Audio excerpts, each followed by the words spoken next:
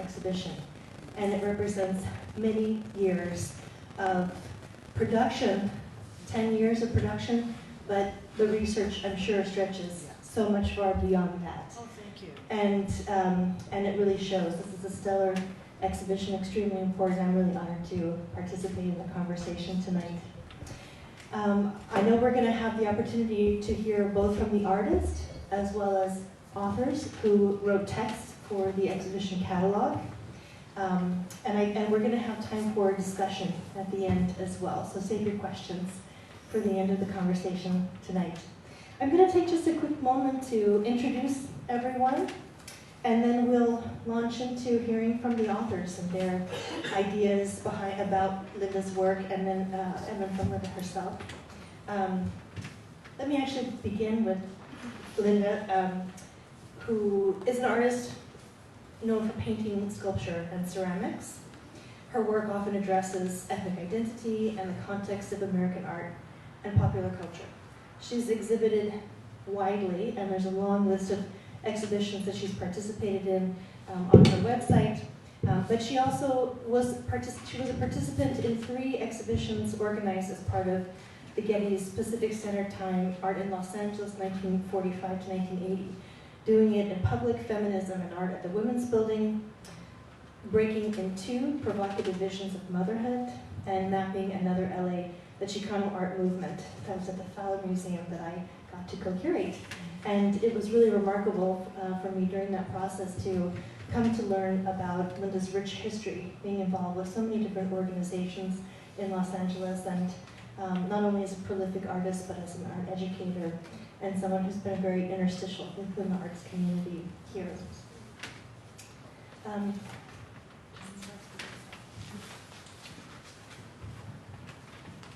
Next we have Karen Mary Davalos, who is the professor and chair of Chicano and Latino Studies at the University of Minnesota, Twin Cities. She's published widely on Chicanx art, spirituality, and museums. She's written many books and has contributed as an author to many important publications, and has really been a pioneer in the field of Chicano art history. We're very grateful for the work that she's done to contribute to growing the field.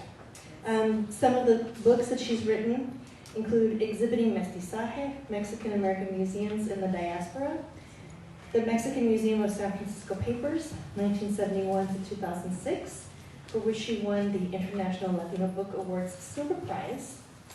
Her most recent book is a very important one, Chicano Remix, Art and Errata since the 1960s. And it's informed by life history interviews with 18 artists, a decade of ethnographic research in Southern California, and archival research examining 50 years of Chicanx art in Los Angeles.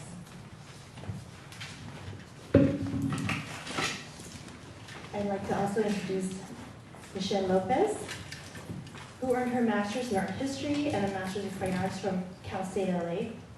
In 2014, she joined the university's Department of Chicano and Latino Studies as a lecturer. She's not only an educator, but also an artist, curator, grant writer, community organizer, and a mother.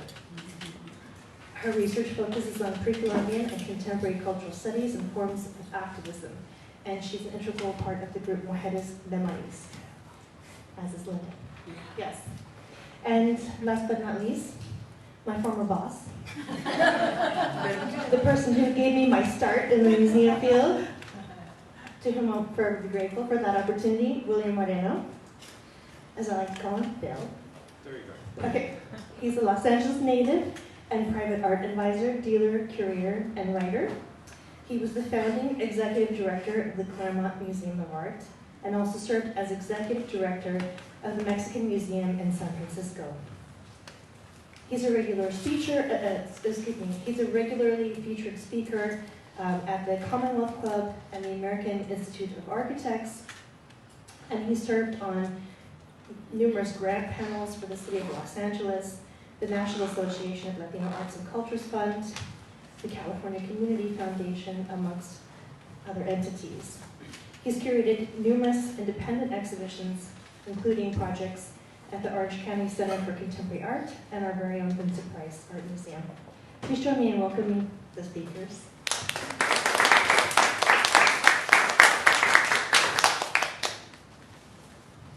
So we're actually going to begin at the end with Bill. And we wanted to hear from each one of the contributors to the catalog. And I know through that process you've thought deeply about Linda's work. And if you would mind to present a little bit, pulling from your text or additional thoughts that you have related to the exhibition. Sure, thank you. But before we get started, what I'd like to do is have a moment of silence for the El Paso massacre. This feels particularly close to me and sad. My family has deep history there. My great-grandmother emigrated there. Grandfather and uncle are all buried in El Paso's Evergreen Cemetery. So, although no one is there now, it's still quite painful having done a research visit there about 18 months ago, 2 years ago. So, 10 seconds of silence for them.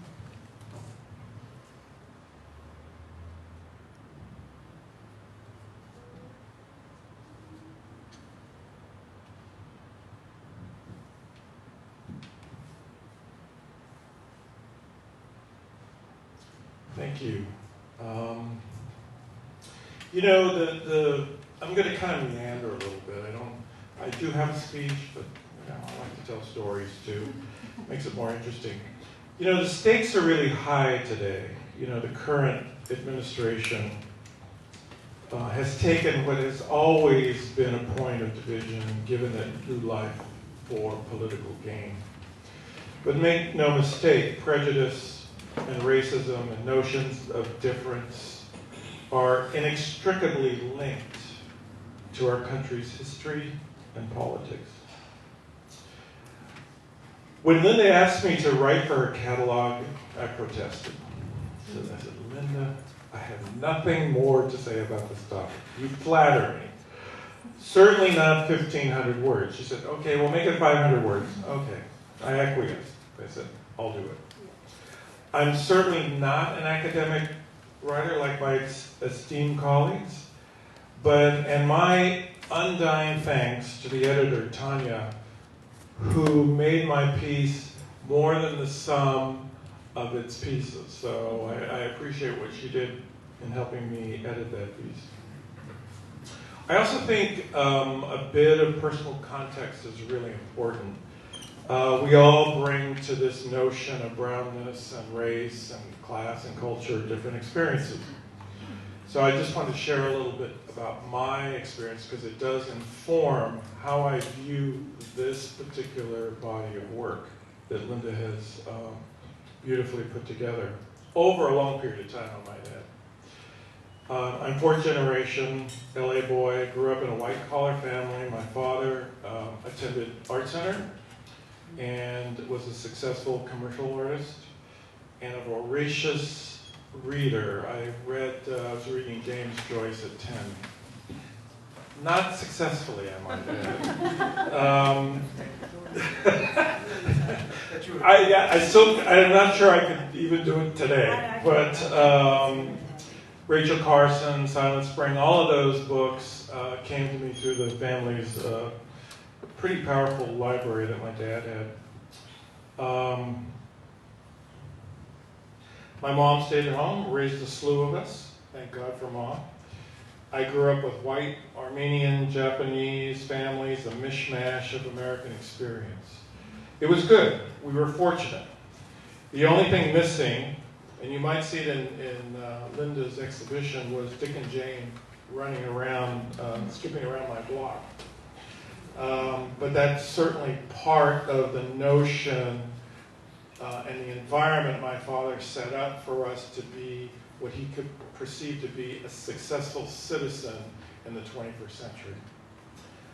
I can't ever recall having any discussion about race or color when I was young, except one. I asked my dad, you know, this happens in the schoolyard, you know, you're Mexican, you're this, you're that, or what are you? I said, so what are you? What is the proper label here? He goes, "You are Mexican American." And that was pretty much the end of the conversation. That sort of, all right, that's what we are. Let's kind of move forward with that. None of us ever felt this was a particular burden, or we were victims, or it was just one element of who we are. I'm also gay. So if you look at a little pie, I'm brown and gay and Intellectual. well, I don't know about intellectual. You flatter me twice. I think my dad was single-minded in his determination, and this is very much a product of post-war United States, to raise American kids. So that was the goal. No Spanish was allowed in the house. The goals being assimilation and the acquisition of a standard English accent. This was not unusual, for that generation to put their children into that sort of a context. I was in a bubble, really. I didn't know, I knew there were riots in East LA, but I had no real emotional connection to that. My grandmother was sort of the arbiter in the family, and old school matriarch of a certain status. Chicano was not in her vocabulary. If you said that in her presence, she would slap you. Don't say that in front of me. And I think that comes from this notion of she came from she was born into a certain status in the United States, and she was Mexican, right? She was born in Mexico. And I think her perception was, I'm Mexican. I'm not this other thing over here. I'm not a hybrid person. And neither are any of you. So that's the end of that discussion. So a lot of things were shut down in my family. There was no discourse around that. It's just, that's the way it was.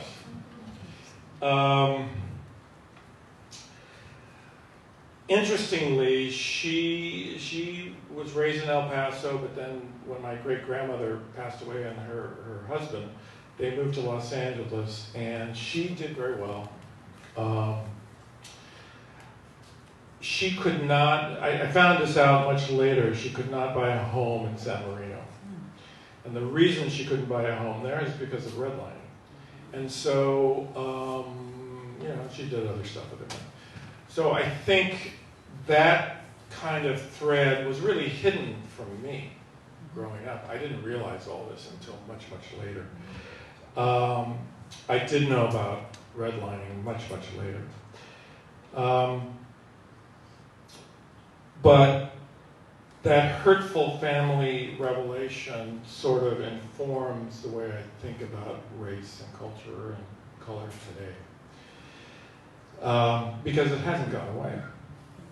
There's still redlining, whether it's in a codicil on a property or not. I mean, it's LA is full of segregated communities. That didn't happen by accident. I met Linda, lovely Linda, in the early 2000s, maybe? Yes. I was still in San Francisco running the Mexican Museum, and she donated, I don't know if you donated a piece or had a piece. For an auction. Is that what it was? And I came to know her, very feisty. And I came to know her work in more detail when I moved back to Los Angeles in 2008-9 to work with Pilar, of course. That's a whole other story. I'll tell that story one day. But her early work was marked with spiritual dimensions, and later works experimented with a variety of images and palettes, neon and otherwise, and I was really smitten with what she was trying to do. She then moved on to the work for which she's probably most recognized, the Make 'Em All Mexican stuff, the repurposed media and cultural icons. I appreciated the humor embedded in those pieces, making what it can be a very challenging point of view for a novice to come through an exhibition like this requires taking the general public off guard. And I think when you do that, you're more likely to get your message straight through to the public. Because that's ultimately, it's not the insiders that she's really appealing to, it's everybody else. You know, we know all this stuff. Well, some of us anyway. She then went on to develop abstracted notions of themes, the data-driven works, which I really love, and are realized in a beautifully lyrical manner. I'm not going to regurgitate the entire piece I wrote. Just what I would say is buy the catalog and read it. So at the end of this, we'll have, I don't know, do we have catalogs available for sale? Yes. Please buy the catalog. Support your local organization and artist. Suffice to mention, I am going to talk about the title of the show in just 1 second, but let me get through this and see where it plops in. Suffice to mention, the piece I wrote utilizes the notion of a standard color wheel that all artists and designers use as a jumping off point to talk about color. Brown does not appear on the color wheel. It's an amalgam of various colors, yellow and red and something else, black. While the color can be seen as desirable in design-focused applications. For example, brown walls in your house. The interior decorator wants to do all this stuff, or brown furniture, or rust-colored furniture. People love that stuff. But when it's applied to the human skin, when it's on the skin, it's a whole different ballgame, right? The implications are very different. That's a very simplistic sort of view, but I thought one that shows the differences in context and how color changes meaning and approach to various people. In my view, the notion of brownness and various permutations of skin color seem to be less an intellectual construct than a political, emotional, and class-based one. It's culturally ingrained. Financial status and class can mitigate that to a certain degree, but the status can be very unhelpful when you're trying to get through airport security. So there's, it's a case where no matter how much money you have, unless you're going to first class where they let you skip everybody, you're subject to suspicion. You can be subject to suspicion. I also believe this issue within the Latino community is pretty straightforward. Lighter skinned members, and you probably have heard this in your own families, I have certainly heard it in mine. More desirable, they're widow, and they're more, aren't they cute, and they have green eyes, and they have a little blonde, and blah, blah, blah. So they're the precious ones, right? But they can be. That happens. No matter how dumb they may be. So when I have a few of those in my family, one side of the family is all green eyes and long hair, and oh my God, the decisions they make though. So, but Linda's work compelled viewers to look at Latinos in an alternative fashion, reimagine histories, and compelling metrics. I think those two things are really important to consider. She's on a history tour and a fact-finding mission, and that mission draws the viewer in. I was going to talk about Carolina Miranda. She wrote a piece today in the LA Times about the lack of, it's up to the cultural organizations now, and I'm not talking about ethnically specific, but in general, to kind of pull their weight in terms of including representation. Sorry, I'm not speaking clearly. I have dental things going on here, and I'm tripping over my teeth here. But the media seems to think we all live in a romantic version of Boyle Heights. I mean, I don't know where that came from. I might mention the LA Weekly came up with its arts issue today. I would like to have seen more notable Latinos in that issue, but, it's a start. One more anecdote I want to run by you, and I was in Palm Springs recently and saw a painting of a young Latino boy, very large. It was 6 by 6 maybe. And I said, oh, this is a great painting of this youth. And the label said something, and I'm quoting from memory, which, you know, this is the gist of what the label had to say. This picture illustrates a youth who might otherwise be vandalizing property. So I think the notion that art can stand on its own is miscalculated.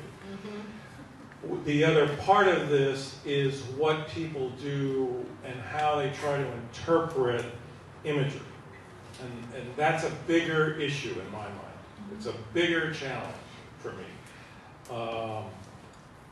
You know, I know the Getty, I was at a meeting with the Getty recently, and they wanted to take a look at, you know, redoing all their labels and the culturally specific. And I don't know, I think that's going to die a slow death. But that's important. I think it's equally as important as the picture. So I'd say we have a long way to go. We've made incremental progress, but I don't think it's anywhere near where it needs to be.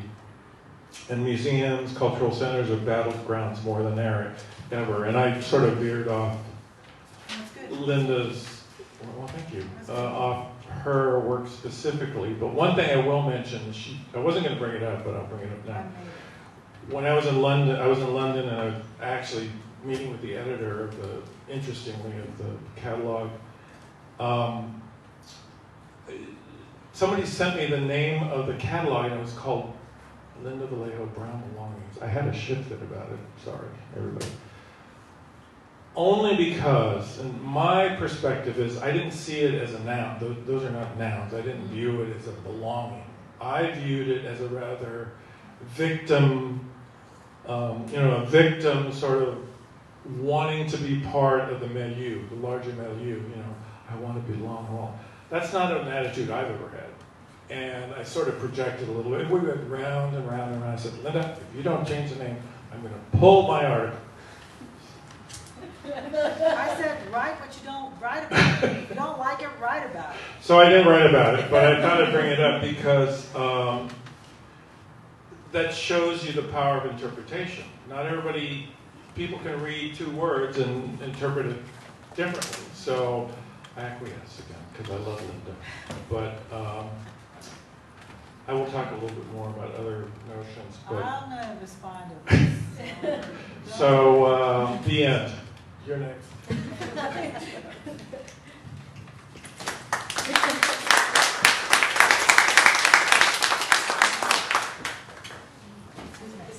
have Karen Mary to go next. Karen Mary. I'm going to take the mic so we don't have to keep unplugging.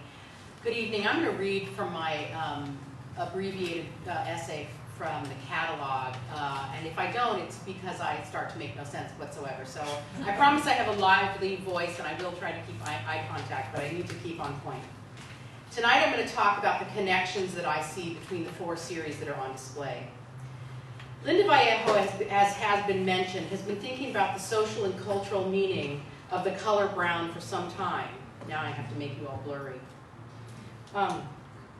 In 2010, she began to conceptualize notions associated with racial formation, pigmentation, and belonging in Make 'Em All Mexican, a provocative series in which she darkens skin, eyes, and hair, and otherwise faithful replicas of familiar portraits and mass media representations of icons and celebrities. Within this series and beyond it, the artist's exploration of the color brown and its meaning has generated a range of imagery, styles, and media. As you've seen, figurative works, geometric abstraction, pointillist designs, drawings, two-dimensional mixed media images, to repurposed objects, sculpture, and installation. In many ways, these works are social engagement, enabling what scholars call relational aesthetics, as viewers respond to the work's provocations, and in that response, the fullness of the artist's intentions are realized. Now, if you know Linda, you know she deliberately seeks to elicit reflection and discussion. Having exhibited the series Make 'Em All Mexican for nearly a decade, she's learned to anticipate the visceral responses, the snickers, the deep belly, heady laughter, and even tears. And she craves conversation with viewers. I saw her do that this afternoon.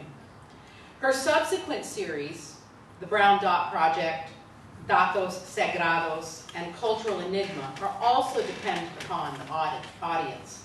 They come to full expression when the viewer interprets, attaches meaning to, or asks questions. My basic argument in the catalog essay is that the Brown Dot Project, Datos Sagrados, and Cultural Enigma function like Make 'em All Mexican. Each series extends Vallejo's exploration of the color brown and its meaning, and each maneuvers more closely to social engagement, increasing a dynamic reaction and relationship between artist and audience. Today I want to explore those connections and looking at starting with a little bit of a discussion about the color brown, as my colleague has done, this composite color that comes from a mixture of primary colors. Vallejo's broad spectrum of brown supports the series' proposition that Mexicans come in a wide range of skin tones, as you heard Bill talk about his family, and that no single image encapsulates all Mexicans. And by the way, when she talks about Mexicans, she's using that term broadly to talk about Mexican Americans, Chicanas and Chicanos, people who identify with political identity, and other Latinx populations as the series expand.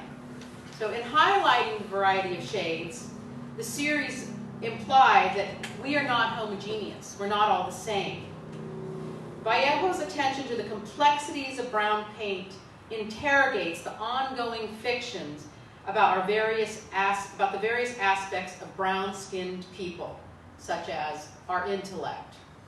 We're either uneducated and slow, or we're not worth educating at all. Our work ethic, we're either lazy and welfare cheats, or hardworking, depending on the economy's need for our labor. Or maybe our sex drive, and here it's all the same story. Women are insatiable, and men are domineering. It's all too much.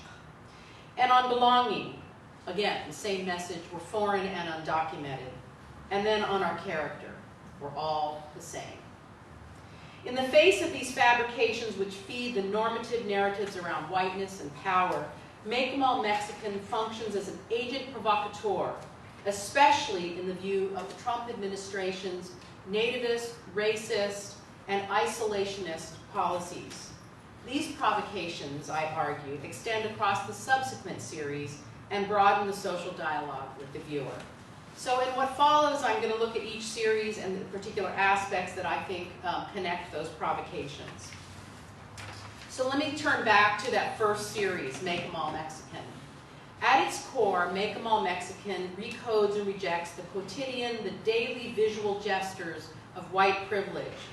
But the series is simultaneously a quest for inclusion, which is accomplished, ironically, through an embrace of that abjection. The series destabilizes racial difference and community as coherent and unmediated by showing us what we have not seen, causing us to recognize the invisibility of Mexicans in art and history. The series plays with the politics of respectability by incorporating the contemptible, the unworthy, the abject, as a tactic to rethink assumptions about Mexicans. Using a simple compositional strategy, Vallejo merely paints everyone Mexican, changing the color and sometimes the facial features of repurposed images using brown and black gouache or oil paint. She defaces vintage photographs and advertisements, fine art reproductions, collectible figurines, and mass-produced prints and statuettes by painting directly on them. She recasts white skin with brown paint and recolors blonde hair and blue eyes using black or brown hues. Mona Lisa, Marilyn Monroe, even Fred Flintstone are painted brown. By disrupting viewers' perceptions of these images and their historical and cultural associations, the series inevitably elicits emotional responses. And I think it's to all kinds of audiences. Taken individually or as a whole, The repainted images challenge assumptions about race, beauty, belonging, and national identity. But they also pursue the engagement with negative affects, uncertainty, distrust, unbelonging, as well as anxiety, contempt, and anger, to name a few of the responses that the series calls into existence with its critique of the social order. Yes, Make 'Em All Mexican is unsettling, but there's a certain transformative magic inherent in her painting and repainting of the Western European visual tradition. And I want to explore with you one example to illuminate this conceptual energy that Linda Vallejo has been able to capture. And I use La Victoria as my example. Created using the painting techniques and chromatic density popularized by lowrider artisans, Linda conveys the sexual innuendo underlying much of the series. The marble sculpture from the 2nd century BCE, known as Winged Victory of Samothrace, or Nike.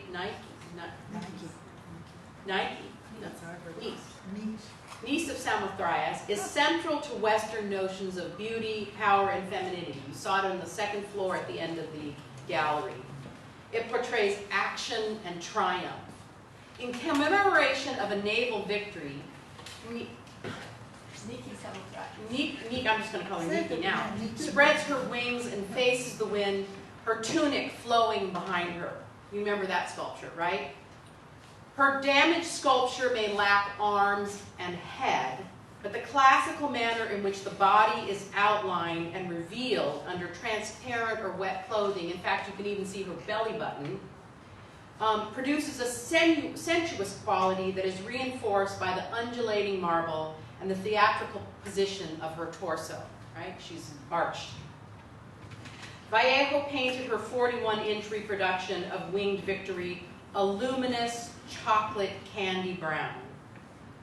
In its colored state, the sculpture calls attention to a history of Western representation that exoticizes and eroticizes non-white women. Vallejo worked with a custom car painter to produce that mouth-watering milk chocolate color and gloss, a coat that makes the sculpture look good enough to eat. On its pedestal, the sculpture evokes childhood memories of large milk chocolate Easter bunnies displayed in a department store, at least my memories, tempting but inaccessible. It's as if Victory were inviting the viewer to taste her body. Lick me. This implied sexual transgression augments the abject response to Brown. Viewers may despise and covet it. It also exposes the racial sexual hierarchy produced by patriarchy, empire building, and colonialism, under which brown female bodies are reviled, desired, and raped. That is indeed our history.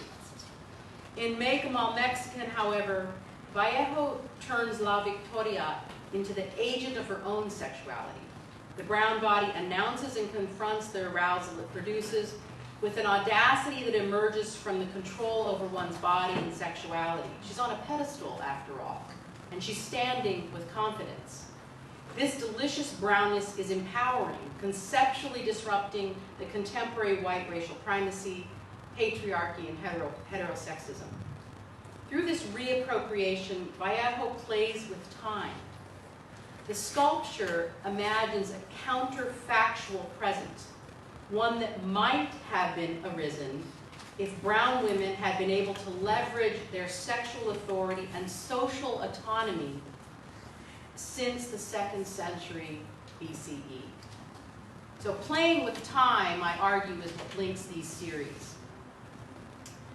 For example, if Make 'Em All Mexican rests on the destruction of the old image to make a new image, and those are Linda's words, then the Brown Dot Project is its complement, and now I'm at part 2 of my talk. Make 'Em All Mexican retouches the past to open up an alternative present, and by extension, it can raise questions about our future. In contrast, the Brown Dot Project interprets the present to open up avenues for reimagining the future. Informed by recent statistics about Latinx residents in the United States, the works in the Brown Dot Project include painstakingly made geometric designs and figures composed of single brown dots in selected squares of gridded vellum.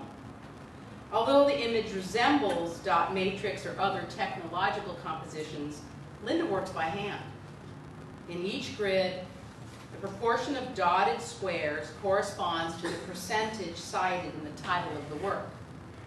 For example, in New York, 27.5%, 22,810 dots covered 27.5% of the 82,944 squares representing New York's Latinx population. That's a lot of dots. The abstract forms in the series resemble patterns in Mesoamerican and Southwest weaving and other imagery that she creates, but I think it all works together to blend a new way of challenging how we consider past and present and future. As Vallejo points out in her artist statement, she feels as if she's counting one Latino at a time, brown dot by brown dot. This physical labor and the title of the works pronounce the empirical facts of Latinx experience.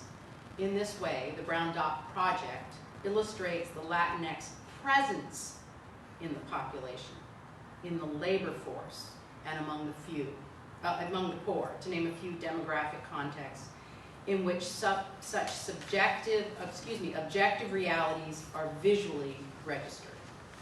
So I'm saying that series encourages us to ask questions like, what if, right? She deepens this temporal strategy. As she says in her statement, the Los Angeles Latino community is always talking about Latino numbers and how the population is growing by leaps and bounds. The consensus is that growing numbers should equal growing prosperity and influence. The series parses the data on the Latinx proportion of urban populations in Chicago, Hollywood, Miami, New York, and San Francisco, and among occupations, lawyers, doctors, architects, construction workers, field workers, and among homeowners, as well as statistics on Latinx sexual and reproductive health, looking at HIV status, teenage pregnancy, victims of sex trafficking, and education levels, high school diplomas, associate's degrees, and bachelor's degrees. By directing viewers to the current facts of these issues, Vallejo stirs questions about our future. Oh. Okay. Thank you. For example, one of the most potent provocations about the future is found in the dozen works titled LA 48.3%. She did 12. She variously conceptualized and visualized that proportion of the LA population. In 2015, it's more now. By probing the data 12 times, Vallejo suggests that LA's Latinx population, which is on the cusp of becoming the demographic majority in this city, has at its disposal many futures. But what does this future look like? This deliberate repetition, she's imploring us to focus on those facts, brown dot by brown dot. She's forcing us to ask, now what? At the same time, the series puts the brakes on utopian fantasies. After all, Vallejo observes that Latinx youth are hampered by real material problems, as she highlights in Latino children living in poverty, 49%, 2014. Or she calculates the tragedy, maybe it's a paradox, I'm not sure, of 35% of US Latinos who voted for Trump. Now granted, this number has been since corrected to 17%, but it continues to point to the present and future in which a Latino will support a person who violates human rights against people of their own cultural heritage. Part 3. Make 'em All Mexican and the Brown Dot Project both bring into sharp focus our blind spots and assumptions about intersectional racialization. And that term is used to talk about that race is not just about race, it's about my gender, it's about my sexuality, it's about my class, my citizenship status. All those things are always combined with how people racialize me and the rest of the world. She's proposing difficult conversations. She turns her perspective inward with datos sagrados, where the designs inspire internal reflection about similar intersecting subjects. With this series, she pivots away from that provocative tone and uses the same statistical information found in the Brown Dot Project to create more intimate spaces through her composition and material form. She encourages us to go inward. Datos Sagrados is comprised of abstract geometric patterns painted on circular handmade paper. You saw them. They're the round pictures, right?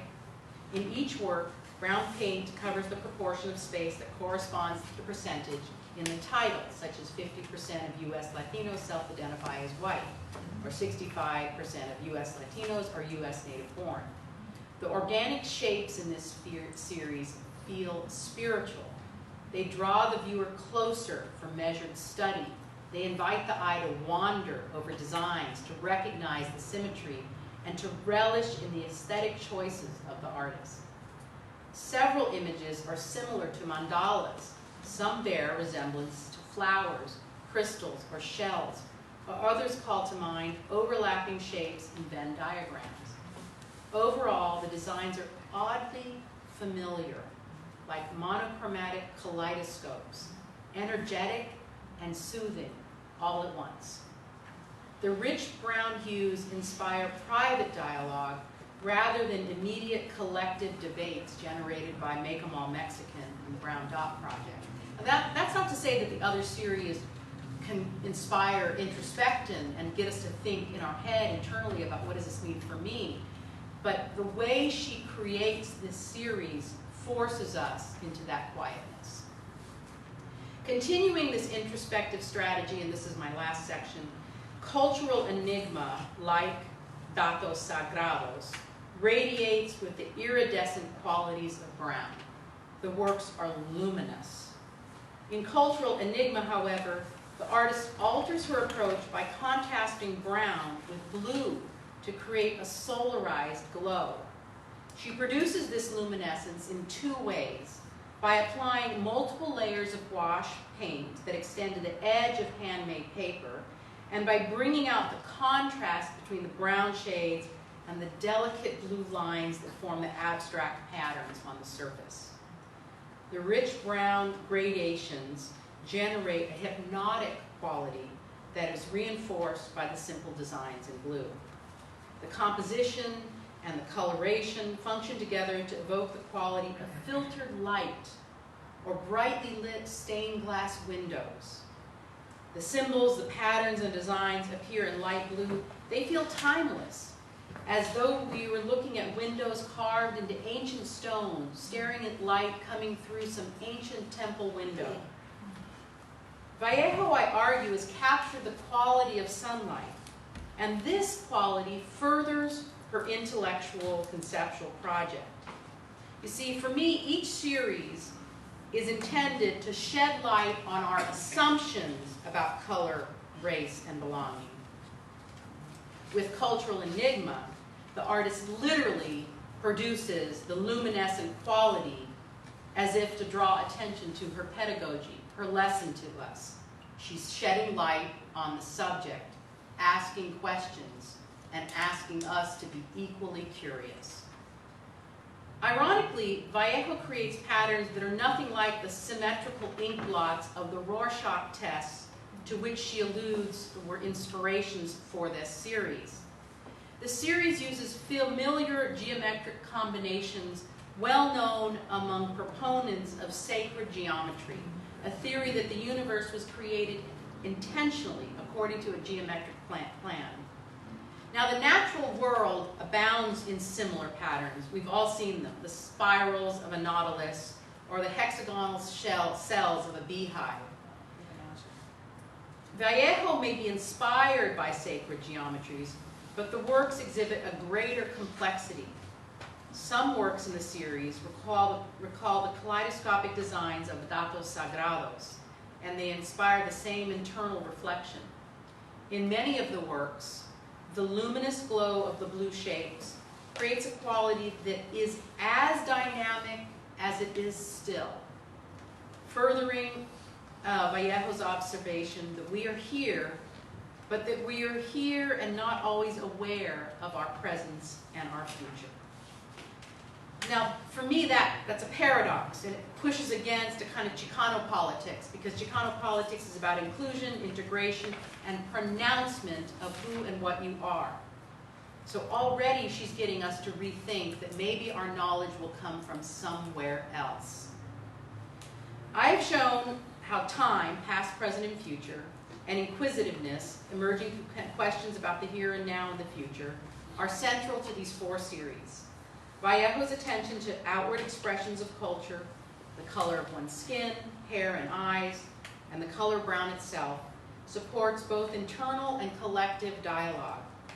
By repainting well-known images in Make 'em All Mexican, she directly confronts notions of race as normative, unmediated, biologically determined, and static.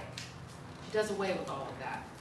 Her subsequent series, The Brown Dot Project and Datas Sagrados, turn to empirical information to inspire conversations about assimilation, culture loss, and solidarity.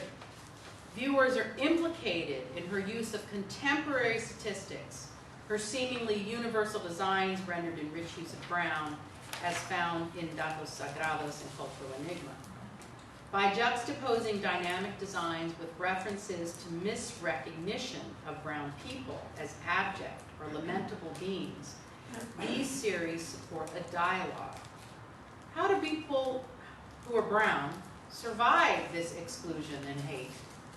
What is the source of their beauty? What is the source of brown rejection? It's as if each series were forcing viewers to consider the consequences of building walls, of deporting adults who've made their lives in the United States, of detaining children without their families, and increasingly enforcing obscure residency rules in order to deport legally integrated Latinx residents.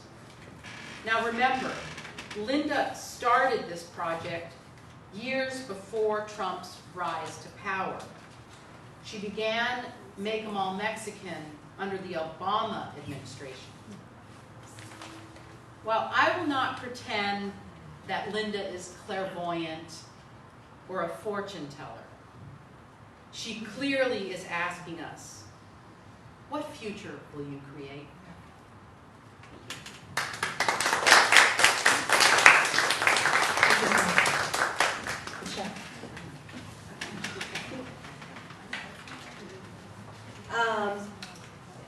So I've been thinking too about the timing of this exhibition and really the importance of it.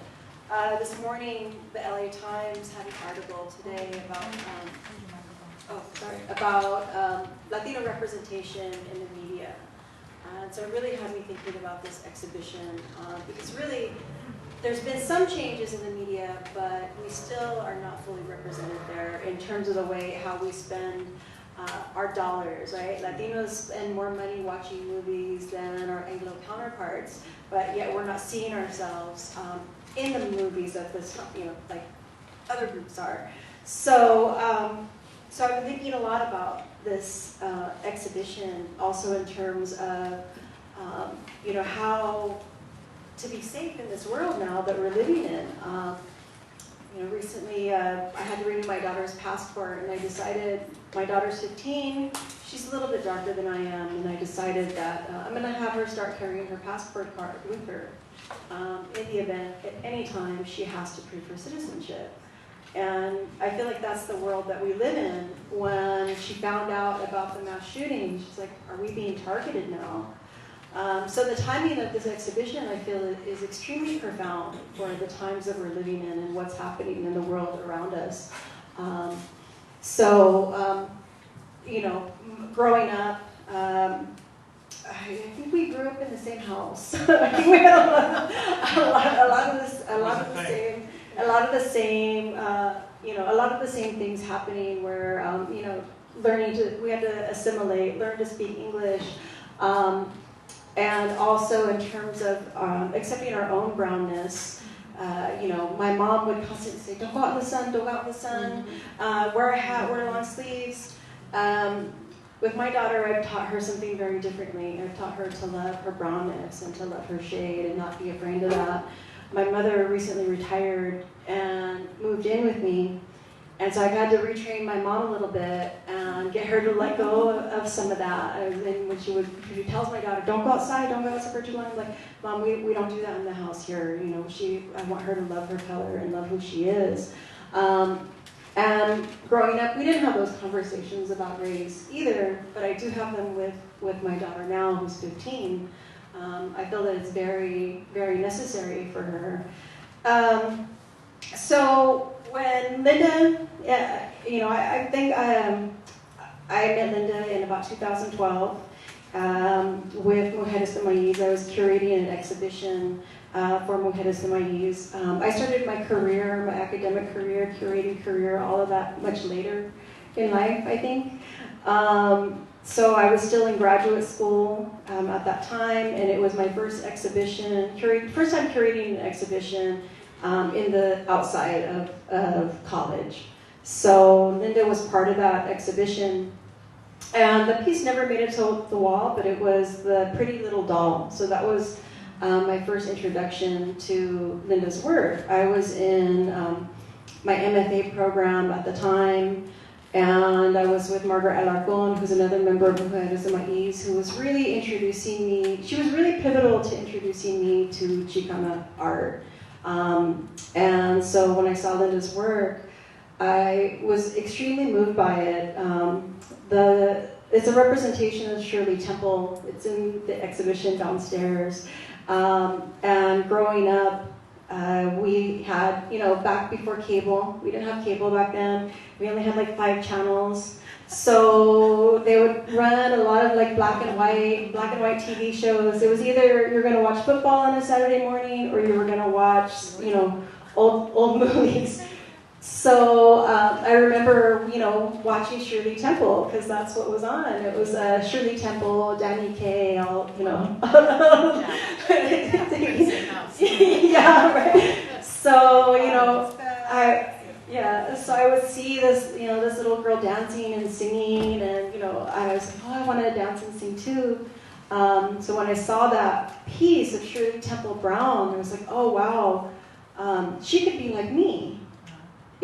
So that was something with Linda's work that I found was very, very moving.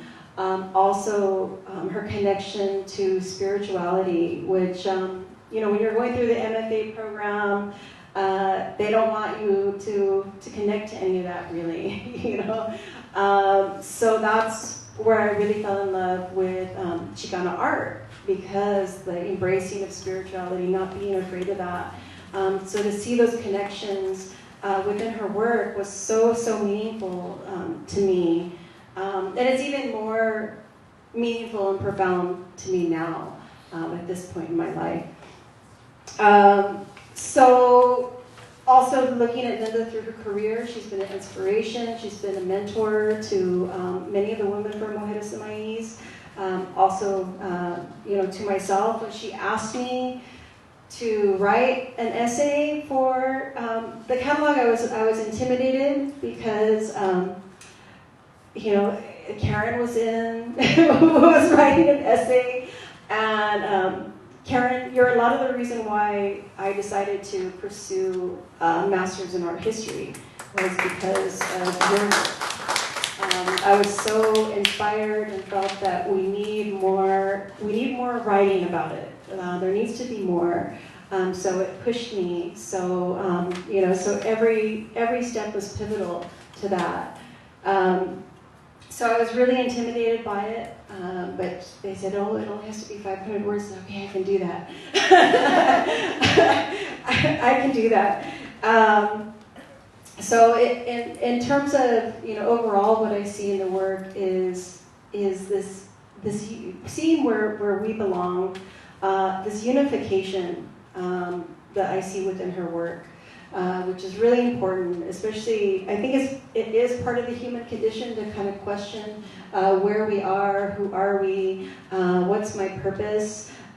So I see some reflections of that within Linda's work, which is, again, it's just very, very meaningful, I feel, at this time, especially where we're at within, with everything that's going on within this presidential administration.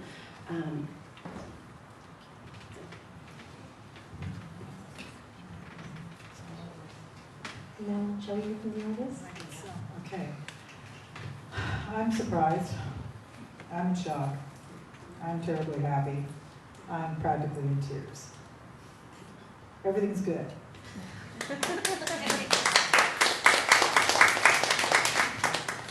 I'm really grateful that you all are here tonight because, especially my esteemed colleagues here with me, because I get tired of listening to myself talk about this work. And I really enjoy the different viewpoints about the work because, for artists, the work is really like a ghost. You make it, you perceive it, you know it's present, but a lot of times you don't know what impact it has. This is how artists function. A lot of times artists make objects just because they want to. They're not really even sure why or where they come from. They're like a ghost.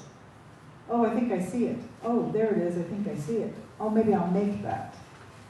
And I thought tonight that I would talk about my concept of intellectual property, because a few people have asked me about that, and I haven't had a chance to really talk about it very much. And it's extremely important to me personally. Recently, a lot of people have asked me, where do these ideas come from? They keep asking me, so where do you get these ideas from? And as I said, they are apparitions until they are produced. You basically have an idea of what they might look like, possibly, but you don't really know what they look like until they're completed and they appear to you. All the artists in the audience can shake your heads. Is this how it works for you? You're looking for it. You're searching for it. It's like you're on a long walk looking for a lost dog, and you don't know what the dog looks like until you find it on the road. And it's a scary road sometimes. Sometimes you have a flashlight, sometimes you don't. Sometimes it's in the dark and very bumpy and you don't know where you're going. And there's an act of faith that artists live with every day that most non-artists don't know about. It's difficult to explain, it's difficult to describe, even to yourself. You're not really sure what this process is, but you'll know it. You'll know the object when you see it. You know it when you see it. Somehow or another, it's like a long-lost friend that you've been looking for, and then you see them, and you go, oh my God, there you are. I recognize you now. That's exactly what I thought you would look like. I was in a artist talk at the Kent Art Center recently, and Sister Karen was very much in love with Kent and everything that she did. And they asked me to come and do a small talk with a group of artists. And one of the artists began talking about artistic process. And he was just doing it sort of whimsically and matter-of-factly. And to artists it all made sense, but to everyone else it might as well have been Greek. He said, well, I went over here and I saw this, and I went over there and I experienced this, and then I saw this little article, and then I cut out this little piece of paper, and then I saw this little shadow on the wall when I was in the bathroom brushing my teeth. It was somehow or another this invisible thread that connected a series of experiences together. And in his head somewhere, behind all of the activity of the world, this thread was being kept alive. And one day he found himself on the road looking for the apparition and the final object. And of course he found it, and he recognized it when he saw it. So that the creative process was this very beautiful connection between any number of disassociated experiences.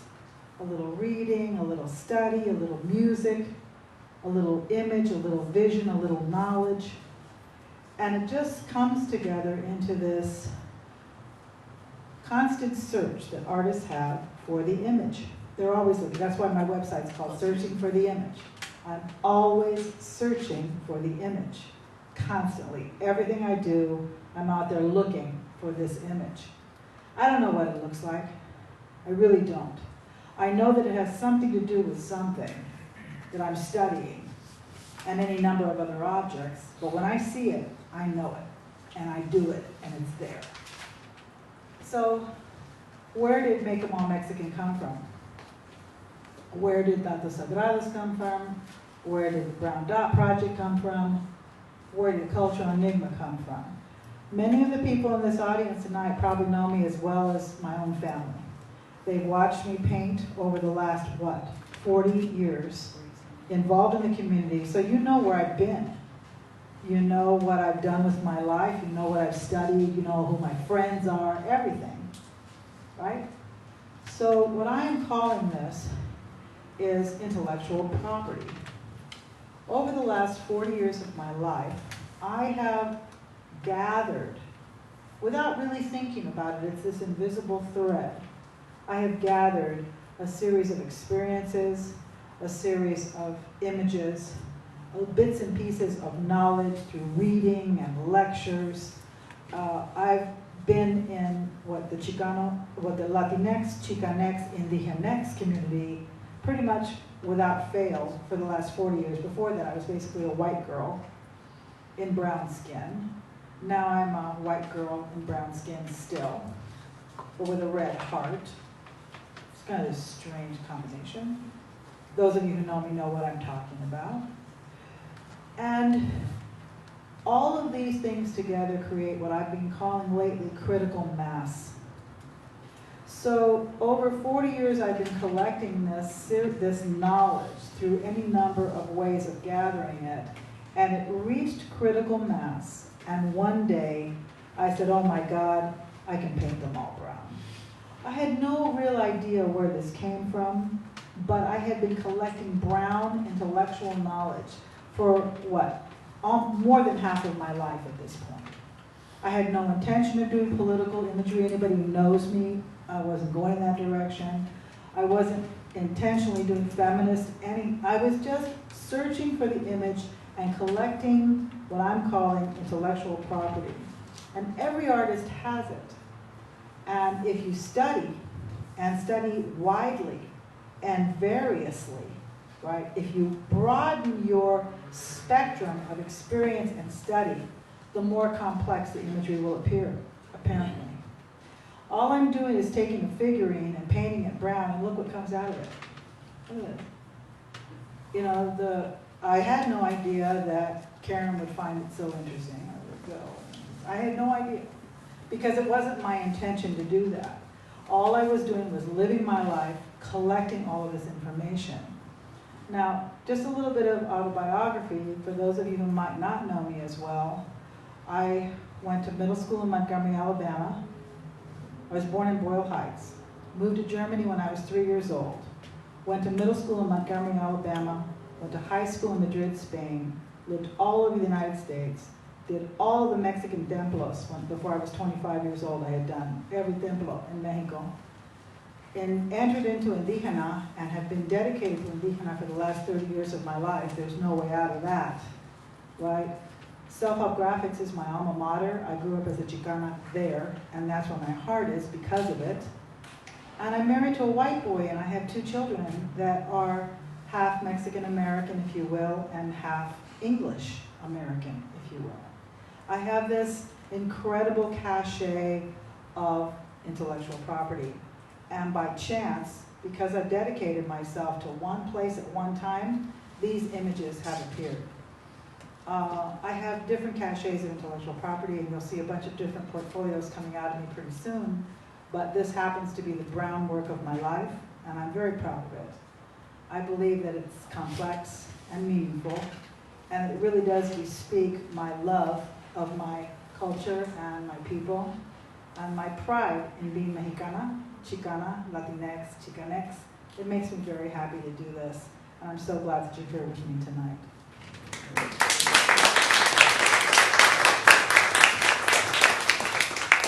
Thank you all for those wonderful presentations. You really presented so many diverse and rich aspects of Linda's practice and in many different points of entry. And quite frankly, you've already answered the questions that I prepared. So I'm going to do my best to kind of pull out some threads that hopefully we can revisit in our discussion and talk about together. Because you all have really gone so deep into the content and the context of the work itself. From reactions to these questions generationally, to close reads of the artwork, to contextualizing them within other experiences, and then from hearing from what it's like for you to search for the image as well. So thank you all so much. So I'll do my best to tease out some threads that will hopefully lead to new elements of the conversation. I want to start with something very basic that was discussed throughout, and of course which relates back to the entire body of work and even to the exhibition title itself, which is the word browning. Because it's an intellectual notion in your hands. Linda, it's an artistic action. I think of that as being interrelated to the idea of browning at a traditionally white space of the museum. I'm also thinking about it, as it connects to our other interrogations of how we determine kinds of subjectivities. I think we're beginning to deconstruct whiteness. That's a conversation that's beginning, to happen. There's critical, race studies, and within that, we look at Black studies, and we look at, white subjectivity increasingly. We don't talk a lot about brown subjectivity. It's cursory, at least in terms of academia. And I'm wondering, we have a lot of anecdotes, yet we have a lot of anecdotes about how we respond to brownness. And we heard a little bit about that from each of you, whether that be within your own families of, stories of assimilation, or other ways that we connect to brownness through our indigenous roots. And I believe the politics of respectability was also mentioned. I wonder if you all could comment a little bit about how brownness has operated across time for you, your perception. I mean, we're looking at different ways that your grandparents' generation, thought about it in the mid-20th century. Now we're in the 21st century when, we use the term browning and queering a lot more readily. We're queering, the archive, we're queering histories, we're starting to brown these spaces as well. Can anyone comment on that? Personal experience of brown. Go ahead, Bill. I don't know if I need this at all. I have two nephews, so for the last 10 years I've taken under my wing. The father's a great father, but recently one of them just came back from Cal, and I've taught them how to go to cultural things since they were little. And one of them picked this spot. He said, "Uncle, we want to go see this." They are half Mexican American and half English, Irish, mutts or something. I never know where to take them to go. No. And I thought it surprised me because it's not something we talk. I didn't say you need to go see Linda's show, but they were compelled to find out a little bit more about that piece of them, because they have the Moreno last name. So I think that's a strong incentive. And the reaction was kind of interesting. They love the history section, you know, the LA history and Once Upon a Time, and certainly they were knocked over by some of Linda's images, but I think the interest in understanding what makes you who you are, and wrapping your arms around that is encouraging to me. I don't know if I'm answering your question, but I think, you know, we're now on the 5th, 6th, 7th generation, I mean, in my family. So, and the further, you know, half they're African American, we have a few Jews thrown in there, and so I think it just gets muddier, but somehow they tend to loop back to say, this is where it all started, you know, I think. But anyway, that's my take on it. I know I talk really fast, so I'm going to kind of slow down. For me, I think me living with my mother has given me an interesting perspective. I've consciously made changes within my life in terms of accepting my own brownness. I spent my adolescent years, teenage years in Kansas City, very different from Los Angeles. So my mother spent 35 years there, but my mother growing up experienced extreme racisms growing up. I didn't have to experience those things, but she's definitely trying to break herself of those old habits. But she still does try to align with whiteness, align herself with whiteness. So I've made a conscious decision. I'm very conscious about how I talk to my daughter about race, about ethnicity, about our culture. That's something we never talked about growing up, even though my great-grandma made tortillas and we always had beans and rice in the house. Yeah, we never talked about, you know, being Mexican, where we're from, or any of that, even though there was, you know, definitely no culture within our house. So with my daughter, we have those conversations. I have those conversations with her, and we you know, we'll talk about that. Actually, I noticed also now, you know, I teach a lot of freshmen that are right out of high school, and it seems like this younger generation has become much more aware. That's something I've noticed. My daughter's 15 years old, and she's very aware and very inquisitive. So that gives me hope for the future, even though all these horrible things are happening. The youth actually gives me hope for the future that's coming. You know, I hardly ever share these stories, except in each of my books I acknowledge my mother. I'm a product of a biracial household. My parents fell in love at Florence Nightingale Middle School. I'm not sure what it's called now, but it's in Highland Park. Cypress Park. Now it's called Cypress Park. When my mother grew up there, it was called Highland Park. Okay, 1957 is when they got married, and right after high school, literally June. So graduate in May, got married in June. And my mother actually, her earlier years were in Ohio. She's Italian American and came here for work. My family, the Italian side came here for work, and the Mexican side came in 1910 because of the revolution. My parents, like I said, fell in love as, what is that, like teen, right? Like early teens, 13 years old, my father proposed to my mother. They get married at 18. Been married 60 some years now.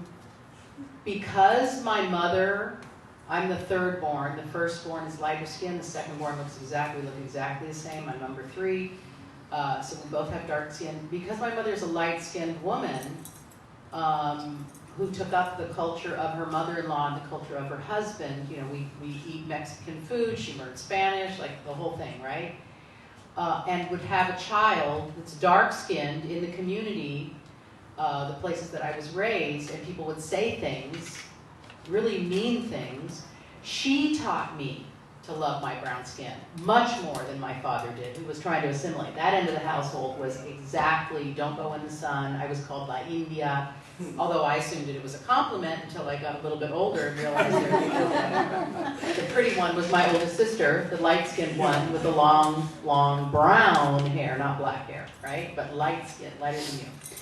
So my sense of brown came from my Italian-American mother. And I thank her every single day for that, and taught that to my children, who also have light skin, because they're also in a biracial home. But for me, I'm a cultural anthropologist. Race is not biologically made, it's a social construction. What I teach my children is they're Chicanas and Chicanos, and now Chicanx, because they are that generation that is using non-binary terms to describe themselves and genderqueer terms to describe themselves. So no matter what, they went to a school in the west side of LA, and the school is called Grandview Elementary School. It was a dual language program, bilingual immersion program. They're completely fluent. Light skin, right, lighter colored hair, and people would say to them, the other Mexicanos, the Oaxaqueños, well, you're not Mexican. But as soon as my kids would open their mouths, it was like, oh yeah, I guess you are. So we have within our own, which I'm glad my colleagues were talking about, we have within our own community these really terrible, it's not just playground politics, it's everywhere, what we do to each other. Like somebody's got the market on being a Mexicano or a Chicano. Like I really would like to know who that is.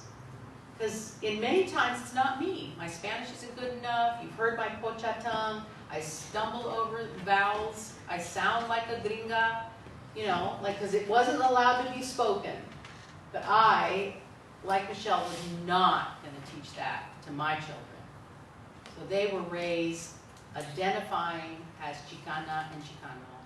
And all the other cultural influences are present. They don't deny it. There's an Italian sensibility, mostly comes through talking with our hands, close family, keeping people close, food. But, it has to be deliberate in this day and age. And that's what I hope, that's another conversation that these series inspire. Yeah. This is the fun part, when we all get personal about how we feel about ourselves and our brownness. This is the good part. This is really it. And I know that there's stories right here that match a lot of what's being said up here in front. And it's all good. And it's important for us to stand up and be brown, no matter what shade or what side of the fence you're on, or this or that or the other. It doesn't really matter. It's that we all have so much in common. And I have so much in common with these stories right here. My joke is I thought I was an ugly white woman until I was 25. I got something to laugh.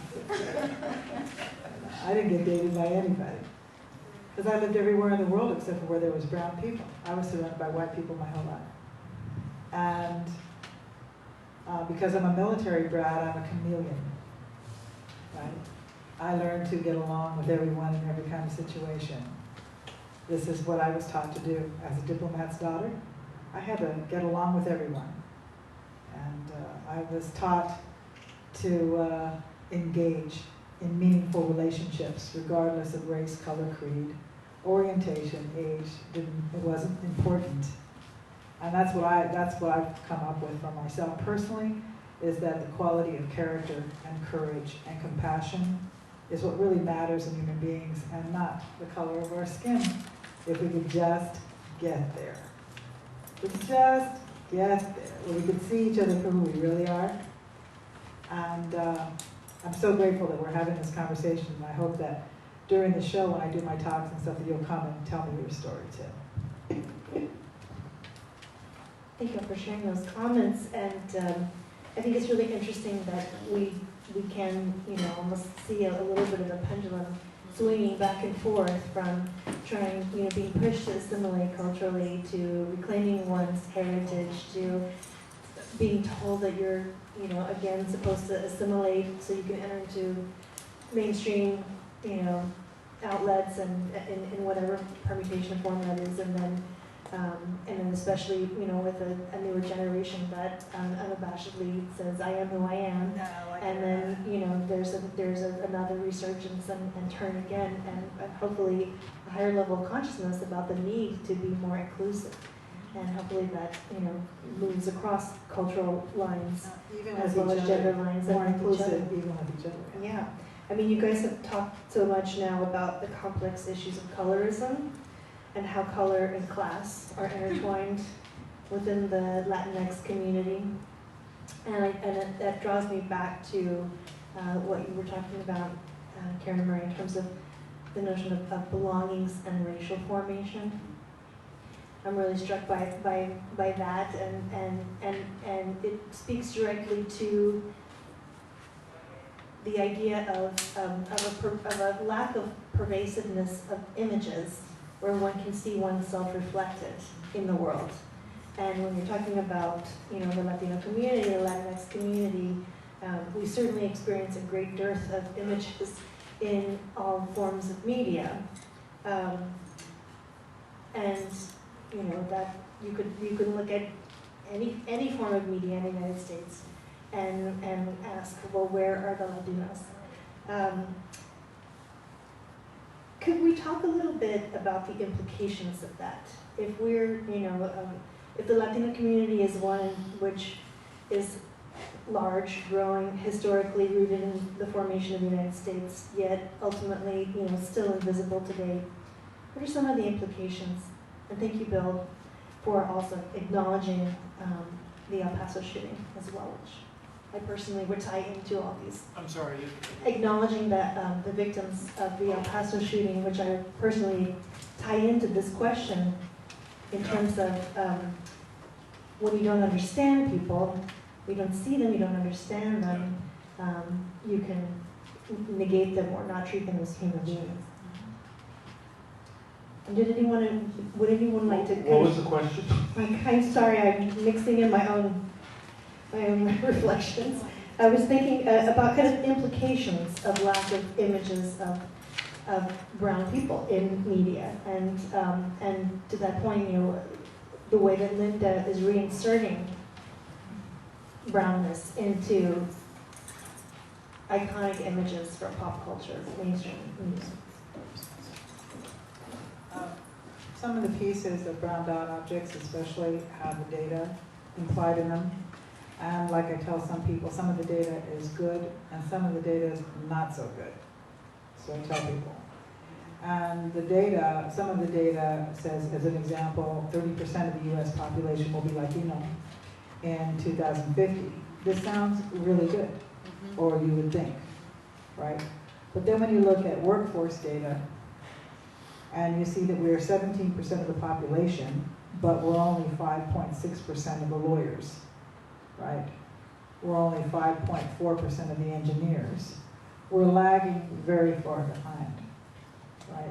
So the implications of being invisible is that we don't even see ourselves. And that's part of the reason why the data is so intriguing. We're invisible in media, I had to dig for hours to find this data. So we don't even see our good points and our bad points, our weaknesses and our strengths, because we are invisible in the overall representation of Latinos in the United States.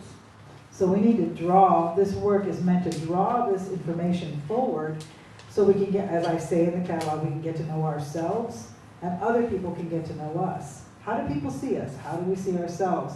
And I think that being invisible in the larger media world becomes the overarching interest rather than our presence in the actual fabric of the American culture and the workforce and what we're actually contributing. And what I tell people is what this tells me personally is that we need to begin pressing our children to go to grad school. I mean, I'm like, let's go to grad school. I don't really care if we're invisible to them. I don't really care what they think of us, whoever they are. I'm not really going to focus on them and what they think of us. I think we need to focus on ourselves, not be invisible to ourselves, and send our kids to grad school so that we can go out there and contribute, not only for the good of the entire society, but also good for our own society. We need more curators, we need more directors, we need more educators. Everybody agrees to this, but somehow or another the data really sends it home.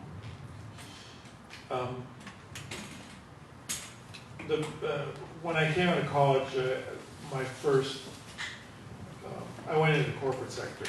So I can recall I went through management training and rotations and all that stuff. I was the first for everything.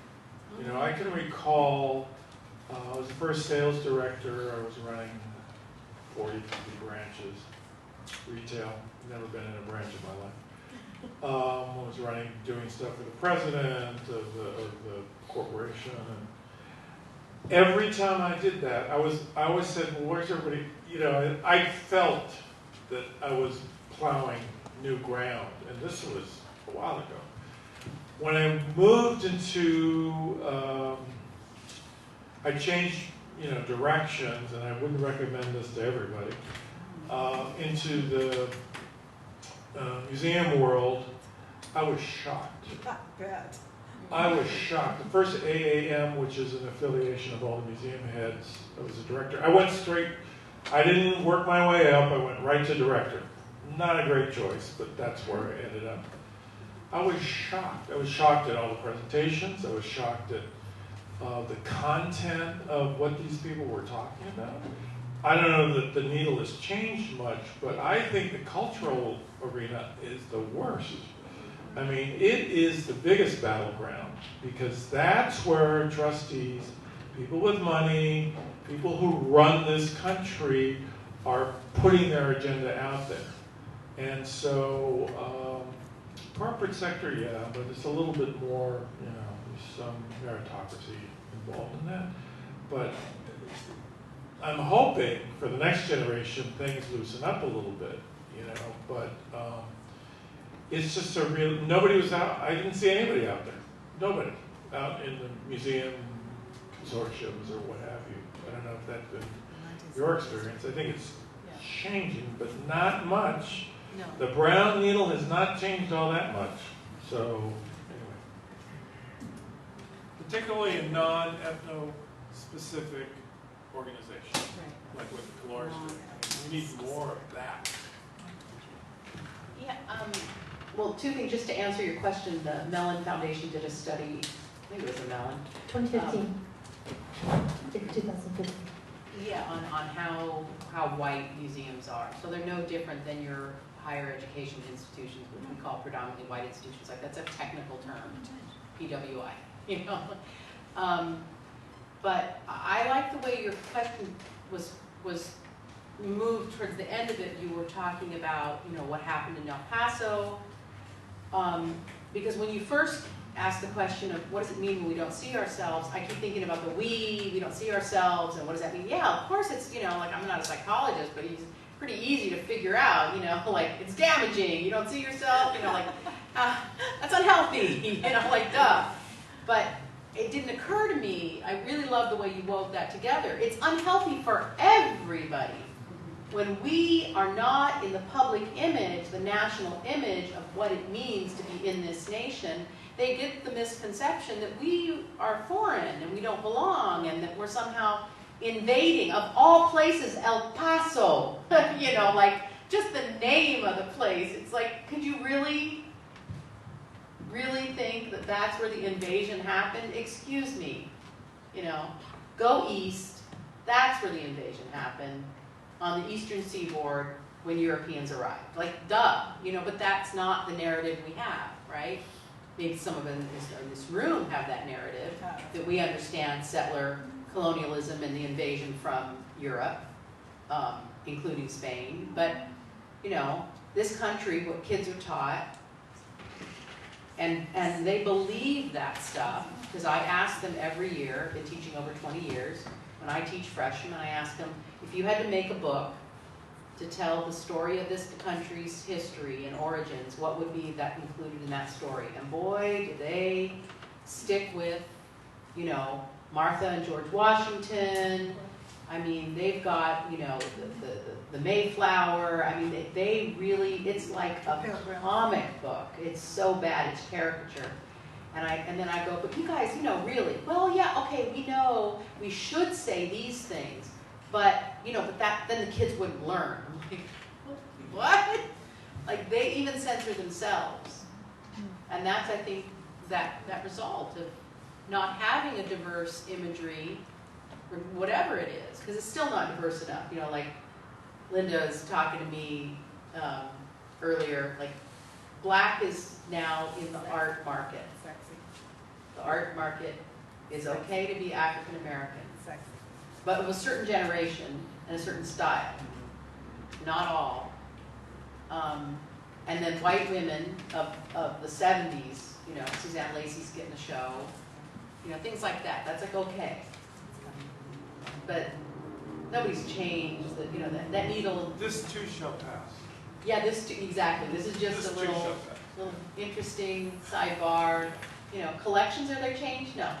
So that was my recent complaint in this town, and I don't live here anymore, so, you know, maybe I can say it louder. I'm not sure. It's not being said loud enough. PST, Getty puts a lot of money into Pacific Standard Time. Groundbreaking, historic, unprecedented number of shows on Chicano Latino art. But how many of those entered in the collections? How many? How many? The best traveling shows, all Chicano. You know, Self-Help Graphics is traveling. The Access Mundo is traveling. Aguilar. Laura Aguilar's is traveling. Thank you.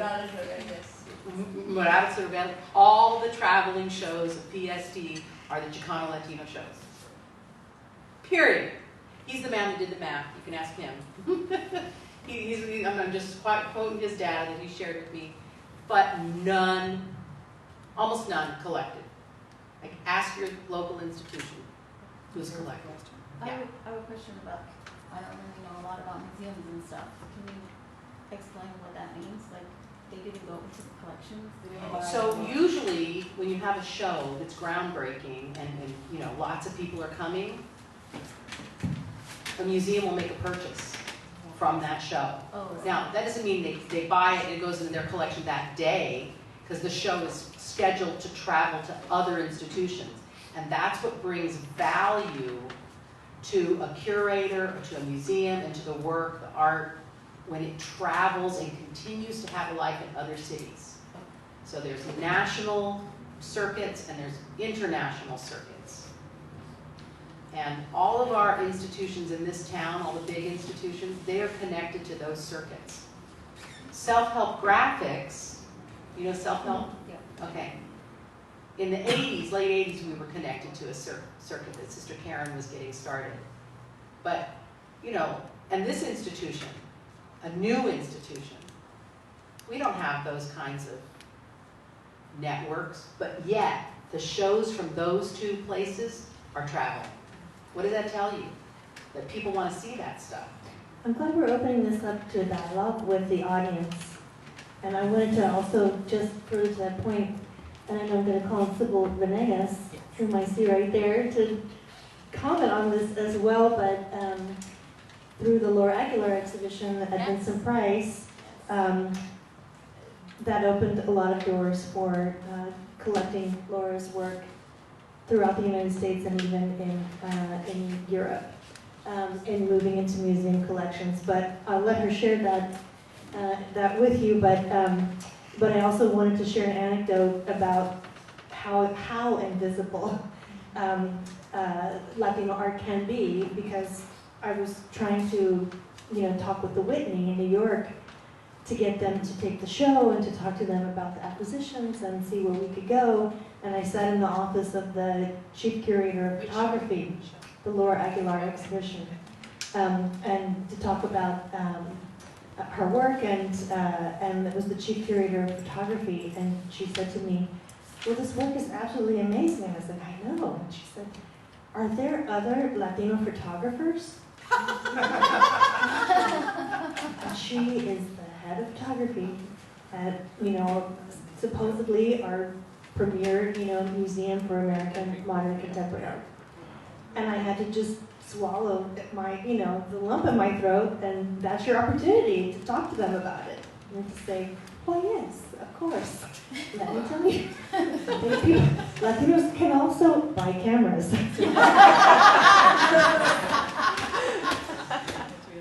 So, but I don't know if you wanted to say anything, further to that about collections, or it's a victory, in many respects. Just real quick, Laura's show and the aftermath has been phenomenal. I'm also the trustee of her estate, along with Chris Velasco, and we just sold to the Whitney.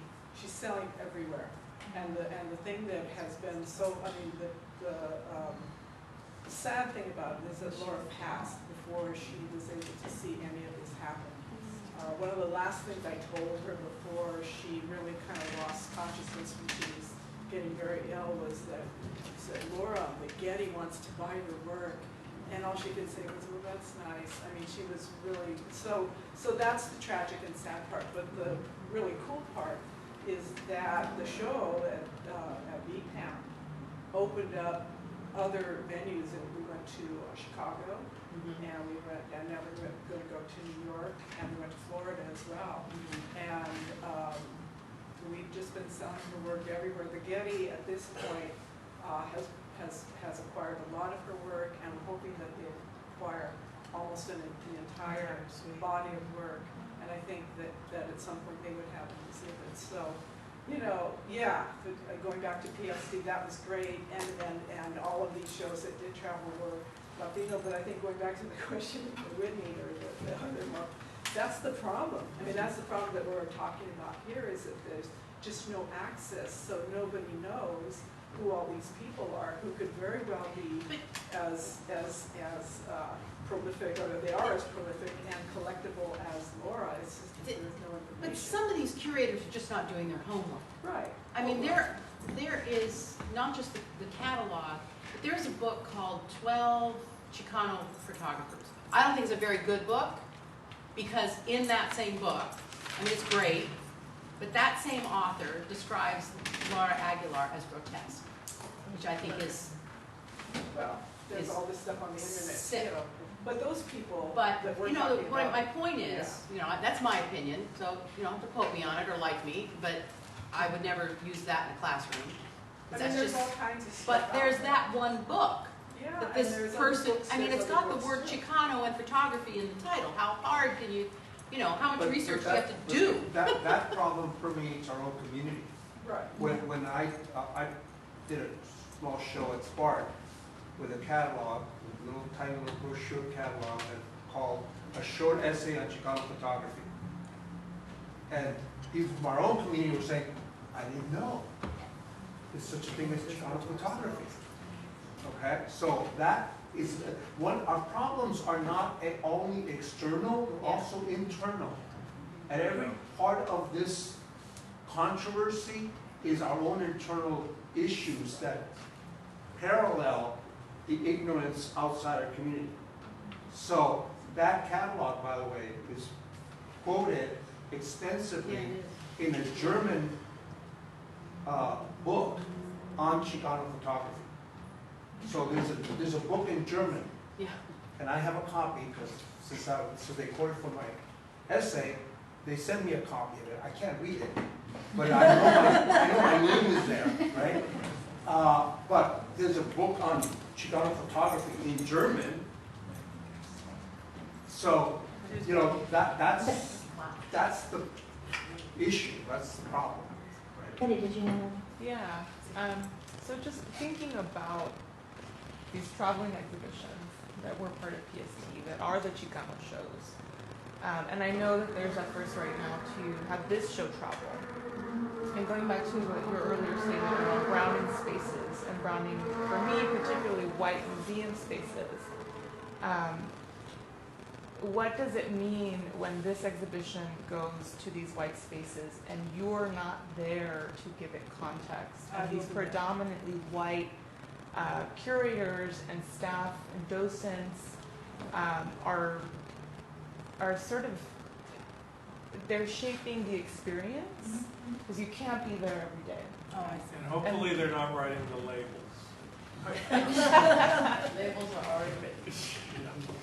So I'm just wondering what does that mean to them when we're not there to guide those conversations? One of the things that I do with all of my shows, no matter where I show, and I've been very fortunate the last 10 years to show great nationally. The great deal nationally is that I always insist on coming. And I offer talks and walkthroughs and panels. And I may go for a long series of days and present myself every day at the museum or the cultural center of the institution and provide a walkthrough plus a panel, a docent, a tour, any number of things. Because I really believe in educational programming, and I think it's very important for us to speak for ourselves. And so I always demand that or insist that I am provided an opportunity to come and speak about my own work for myself and to be able to speak from the Brown experience as a Brown person and educate docents and do staff tours, all kinds of things, because it's exactly that point. We need to speak for ourselves, not be invisible to ourselves, and not allow other people to make us invisible. I think also you're talking about the lack of presence in terms of,